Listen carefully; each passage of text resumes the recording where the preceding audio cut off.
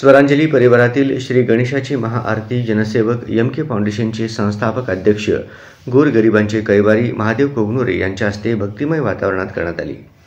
दक्षिण सोलापूर तालुक्यात त्यांनी 1 लाख गरजू विद्यार्थ्यांना वह्या वाटप केल्या असून जळीतग्रस्तांना सुद्धा त्यांनी फार मोलाची मदत केली असून मुलांना सायकल वाटपसारखे अनेक उपक्रम त्यांनी घेतल्यामुळे निश्चितच दक्षिण सोलापूरचे भावी आमदार अशी चर्चा सध्या होत आहे।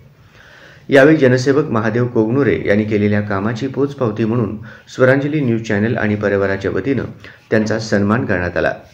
सत्काराला उत्तर देताना महादेवजी कोगनुरे यांनी सर्वसामान्य गोरगरिबांची मुलं शिकावी याच हेतूने आपण मदतीचा हात देत असल्याचे प्रामाणिकपणे सांगितले।